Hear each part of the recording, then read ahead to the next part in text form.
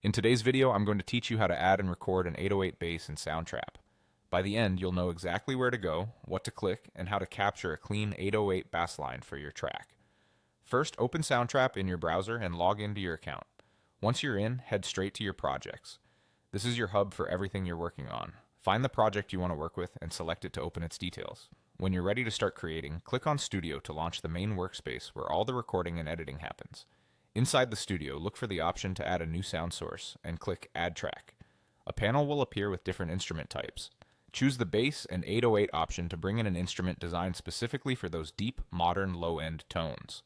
This puts you in the right sonic neighborhood for hip-hop, trap, pop, and electronic styles. Next, select the preset you want. Soundtrap includes a variety of 808 flavors, some cleaner and subby, others more aggressive and textured. Pick something that suits your track's vibe. If you're aiming for a warm foundation, a smooth preset is great. If you need the bass to cut through a busy mix, a more punchy or distorted preset can work better. You can always switch presets later if you want to explore different tones. Now it's time to perform. Use the keyboard to record your part.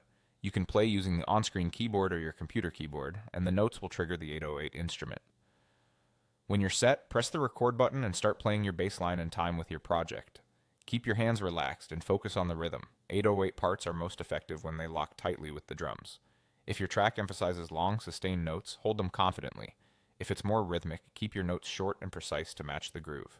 Once you've captured a take, stop recording to drop it onto the timeline. Listen back to make sure it fits the song and the preset sits well in the mix. You can repeat the recording process as many times as you need to get the feel just right. That's the full workflow. Go to Soundtrap, log in, open your project, launch the studio, add a track, choose bass in 808, select a preset, and use the keyboard to record. Follow these steps and you'll have a solid 808 bass line ready to anchor your track.